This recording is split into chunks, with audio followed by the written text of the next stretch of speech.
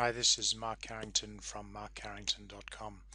This is a video about investing techniques. I'm going to be exploring some advanced options, particularly call spreads and risk reversals, and I'm going to be using as a case study Boeing. Now, why pick Boeing? Boeing's been much in the news in the last week since the Ethiopian Airlines crash, and here's a key headline: Boeing 737 MAX aircraft grounded until May at least. The question is this an opportunity to buy the stock because the stock price has been hammered, or is it an opportunity to profit from the share price continuing to go down? I was asked a question by a friend, should I buy Boeing stock? So let's have a look at a chart and see what the opportunity is. The first thing here, this is a chart. It goes back 3 years. I've chosen these 3 years specifically because this level at the bottom here, this 2016 level, is a low. So it's the lowest it was in the last 3 years. In fact, it's been the lowest it's been for quite a while. And we've basically got price on something of a nice trajectory, and then a bit of a rocket ship going on then, and then a collapse with the crash of the Ethiopian Airlines crash. This collapse here is to do with a market sell-off rather than anything specific to Boeing. Now, I do want to compare Boeing to the market that it's in. It's a member of the S&P 500, which is the US stock market, the top 500 stocks, and we'll see over that 3-year period. So from the lows, the US stock market's gone up 44%, and Boeing has gone up 210, and in fact has been closer to 270%. So one would have liked to have been invested in Boeing. Now the question from a market point of view is this collapse in price an opportunity to get into the next leg up as the stock price moves forward? Now, I'm not interested in investing directly in Boeing because that share price is actually $373 a share. Now, I like to protect some of my investments using options. In this case, I would particularly like to do that. And options are, one options contract covers 100 shares. So if you want to invest in the stock, you need 100 shares if you want to buy protection.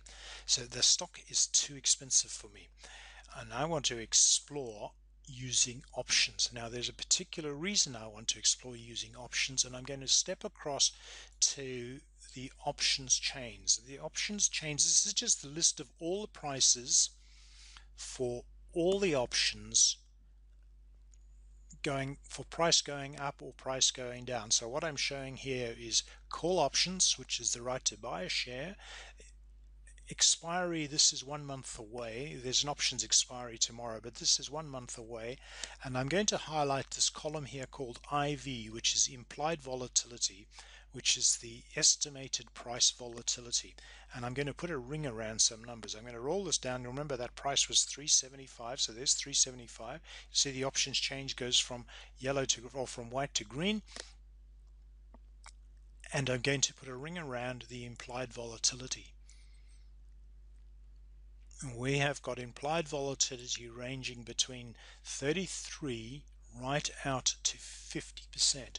Now this is normally less than 20%, so implied volatility has gone up dramatically, and that provides an avenue for us to use that high implied volatility to use combinations of option contracts to get some rather interesting effects. Now, I do need to explain some of the terminology that I will be using. I'm going to try to keep it as simple as possible. We're going to be using two types of options. A call option is the right to buy a share at a price, which is called the strike price. So if the current price is 375, if I want to buy, if I think it's going to go up a little bit, I will buy a call option, say at 380, because I want the price to go up. Once it goes past 380 and past the premium I've paid, I'm in profit.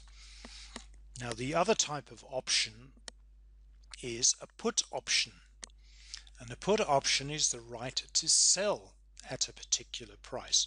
So if I think that Boeing is going to go down from its 373, I might choose to buy a put option at 370, and once price goes below 370, I have got the opportunity to sell at that price. Now we can buy options and we can sell options, so this makes things a little more complicated. It's not just like buying or selling stock. So if I buy a call option and price goes past my strike price, I will be buying the stock. So I will then have an obligation to buy the stock. If I sell a call and price goes past my strike price, I will be selling the stock.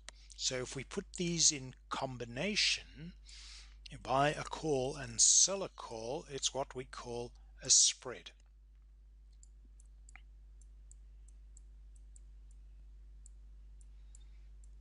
And we're going to be using spreads, call spreads, to identify areas of upside. Now the next element is I can sell a put. So if I sell a put, I will, and price goes below my strike price, I am required to buy the stock. So I am going to use that as a vehicle for collecting premium to fund my spread. So basically what I'm going to do, and I'll show you very quickly here, if we've got the Boeing price has gone down like this and it's come along like this, what I want to do is I want to buy a call there, sell a call there, collect the premium, and then I want to sell a put somewhere at this level. So I'll call this a put.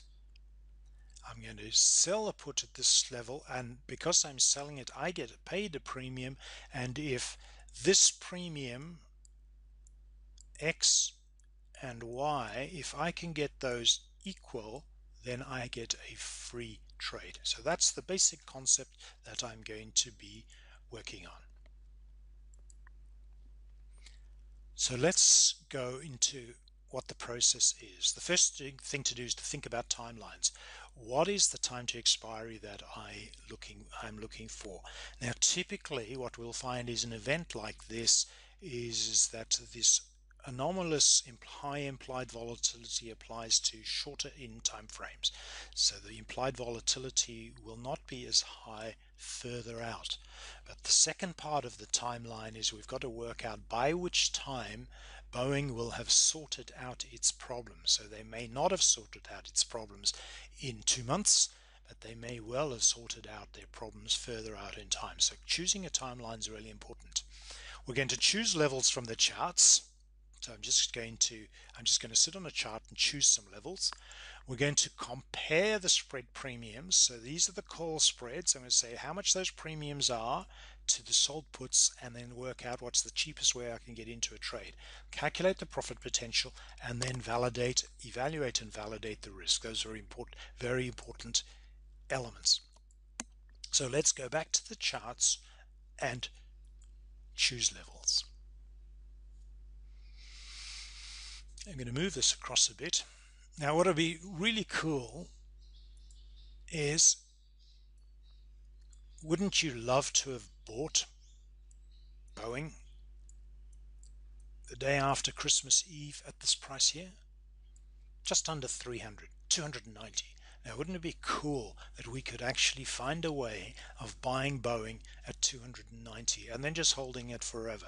Because it's a pretty good chance that it'll certainly get back to this level, and well, it's not far from there, and may well go to there and may go even higher. And remember, there are 5,000 MAX 8 aircraft on order. That is $600 billion worth of profit potential in the business. So that's the first level. We would like to find the put level.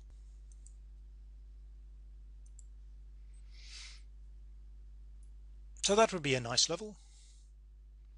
This level here looks quite good too, because this is just the Christmas sell-off that drove the, so that would be quite a good level. So 325 is not a bad level to be buying at. So it would be, so we'll just pick those two as two comfortable enough levels. So either want to be right down below or somewhere around this 325, 330 level. Are there any other levels along here that look good on the charts? No, I would say those two are good enough levels. So we would be interested in buying at those levels. Now, what about the upside? So the first question we want to do is, typically what we want to do is we want to pick a level that is close to the current price, one strike above the current price. So we have a level there's 373, so we could go 375 or 380. Those are the first call options that are, so that's a level somewhere over here. And then we can just pick and say, how far up do we want to go? Say, do I want to go all the way to the top, or do I want to go above the, and I'm going to pick two levels. One above this gap, this is the accident. The accident happened with this gap. Where would it be? So I want to go in at 375 or 380, so just above the current price, and I'd be happy to exit above this gap. So basically the market is going to say the accident has all worked its way past or above the top. So those are the sorts of levels that we could be thinking about. Now I'm going to leave those on the chart, so I'm going to write them on 420, 460, and I'm going to put down here 290 and 325 or 330. That's roughly what this level is here, and I'll leave I'm going to leave those on the screen when we jump across to our next chart, because the next thing I'm going to do is I'm going to go to a spreadsheet. And on my spreadsheet is that, and I've got, this is a calculation spreadsheet. I've got the expiry date over here. I've got the bought call level, the sold call level, so that's why I've written these numbers here, so we could say so we can just pop them in and calculate them. And then I've got the sold put level is I'm going to calculate here, and I'm just going to go look up what these premiums are, stick them in here, work out the net, and the first thing I will do is explore what the call spreads are. So let's go to the options chains and have a look, see. And I'm going to go the furthest out in time, because I think this is going to take a little while to work its way through. So I'm going to go as far out in time as I can possibly go, which is the 15th of January 2021. So a little over 18 months away from now. It takes a little while to load up all the data, and I'm going to, so these are the calls go first. So we know that the share price was 373 while I was trading this morning. It was hovering around 375. So the at the money put is 375, which has got a premium of 54.89, and then the first one out of the money is $52.50. And so let's just pick this one here, 54.89. So 375, 54.89. So 375 I've got there. We're going to pop in the 54.89. And then we're going to go and look for the next one. What did we decide we wanted to do? I wanted to go right across the top of the range, 460. So we're going to go all the way to 460, 24.85. Pop in the 24.85 here. So the net premium is the gap between those two. 54.89 minus 24.85 is $30.04. So it's $30 per share multiplied by 100. That's $3,000 investment. And the profit, so the profit will be 182% if price goes from the current just below 375 and passes 460 by January 2021. So 460 is a new high. That'll be 182% profit. Now, if we're comfortable earning 182% profit, we can go and plunk down $30 a contract or $3,000, and we will make ourselves just short of $6,000 of profit. This is net profit here. Now I'm going to have a look at the levels that I said I would like to be, like my sold put to be. So can I get to 325 or 290? So I'm going to pop in a 325. I want to have a look and see what that looks like. Or alternatively, I'm just going to go along to the put chains, and I'm going to see, can I find a premium of $30? And if I can sell a put for $30 and I'm happy with the level, then I've got a cash neutral trade. It costs me nothing to be in the trade. So we head down to the puts. The calls are at the top. Here we go to the puts. 375 is in the money. So now we want to go and find the ones that are in the money, so levels are below that I can get at $30. So as we're running, so we're now going to work this way. We're going further in the money, and I'm looking for one that is $30. So there's one at $30.95, and there's one at $29.38. So at $30.95, I'll pick that. And remember the level, that was 325. $30.95. My net premium, in fact, I will receive 91 cents per contract. So someone is going to give me $910. Now the profit calculation is going there. Technically, it's hard to calculate a profit because you're actually dividing by a negative number. But if we divide by that negative number, we've got a profit of 9,241%. Now that might seem a little bit crazy. So let's work on some slightly different levels. So I've looked, those prices were the last trade prices.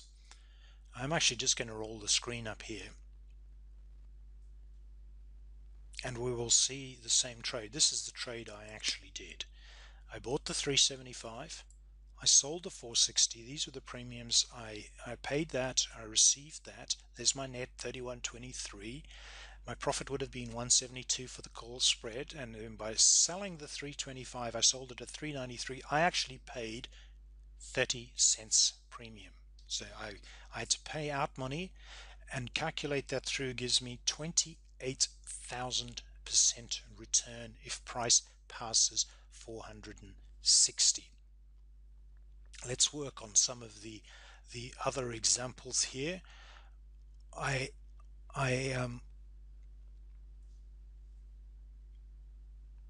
bought a 380. To remember, so our levels here were 380. We had that one there, one strike out of the money. The other level that I was quite interested was around that 420, 430 level, so just above where the price gap was. So I sold the 430. So there's the premium was 53.68 minus 33, which was a net premium of 20. I then went looking to see at what level a put could I sell to cover that premium, which was 20.35 was and the strike price there was 290, and that just happened to be the level that I had worked out there. So let's have a quick look at a shorter time frame. Because if we believe that and I'm reflecting on the trades that I was doing this morning. So the important part of time frames is that we have the next earnings announcements are during April. So we need to go to expiries that are after the earnings announcement. So I have picked June. So at the time I was putting the trade, I did not know that Boeing was going to be running their grounding right through until May. But if we've picked June, so the first thing we want to do with June is we want to go decide whether we're going to be in the money or out the money. So as it happens, at the time I was trading this, the share price was 370, was just above 375. So I chose 380 as the level. So we'll go across to our spreadsheet. We're going to pop this number in, 20.45. So we're talking June 2019, 318, and we're going to put in 20.45. And then we're going to find what the next level is.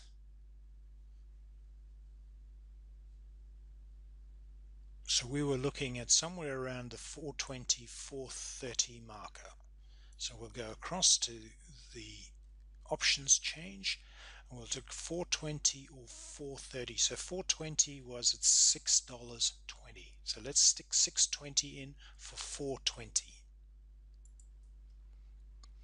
So we're going to put in the 420 here, 420, and it's 6.2.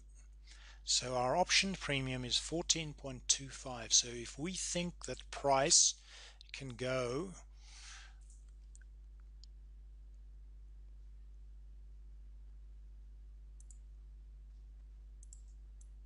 I'm just going to put back this key level here. This 325 was the number that I was quite happy to go.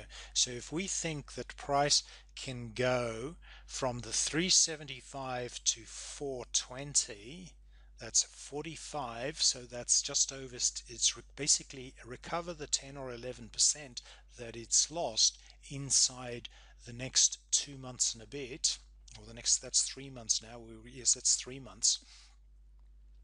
We'll pay a premium of 14.25, which will give us a profit of 180%, which is 180% in 3 months is pretty fabulous.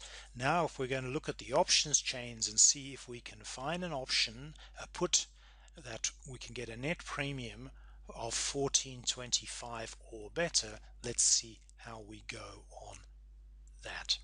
So we're heading for puts. So remember, we're looking at June expiry, and I'm looking for a put that is in the money. So we'll go and find where the market is at the money, in the money for 14.25, and there's one there at 15.41 or 13.94. So we go 15.41, we can get a put at 3.55. 3.55 is 15.41. So we're going to pop the 3.55 in here, 15.41, and we'll see there that we have a net premium of minus 1.16, so we'll be paid $1,160, which is a return of 3,348% if price goes above 420. So what's the risk in the trade? The risk in the trade, well, basically somebody's paid us. So the risk in the trade is it doesn't matter where we end up. We can end up anywhere. So this was 355 was the level on that particular trade. So basically what we don't want to happen is we don't want to finish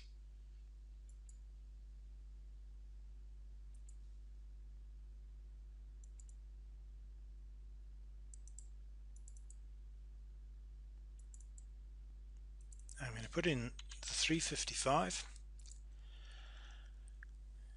So for the next 2 months, we want price to stay above there, because if it does not stay above there, we will be required to buy the stock at 355, which was a bit higher than we want it to be. But on the other ones, we had one that at 325 we were going to be comfortable. By January 2021 we would be buying the stock at 325, and the stock below 290. So the risk in the trade is if we get a catastrophic failure in the market and price goes down like this. This is where the risk in the trade is if price finishes below wherever our sold put is. Now that risk in the trade is manageable because you can buy those puts back and just pay the penalty that will be implied. So I hope that is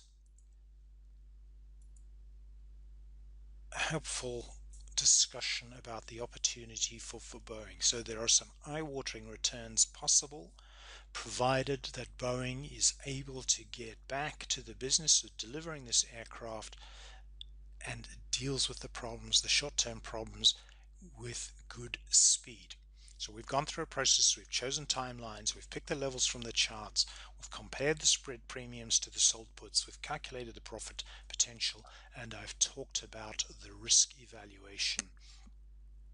And the biggest risk there is that Boeing is not able to continue delivering the aircraft, has to do major redesigns on the aircraft, which affects the installed base of aircraft and the future deliveries of the aircraft. And then the last point on the risk that we need to discuss is Boeing has the highest cash resources of any industrial company in the world. They will have enough cash to deal with the timeline delays. My guess is they are pretty confident they will have the cash resources to deal with any liability claims that may come from these two accidents, if indeed people can prove fault in the accidents. So there's the discussion on call spreads, risk reversals, and using Boeing as a case example. I appreciate your time.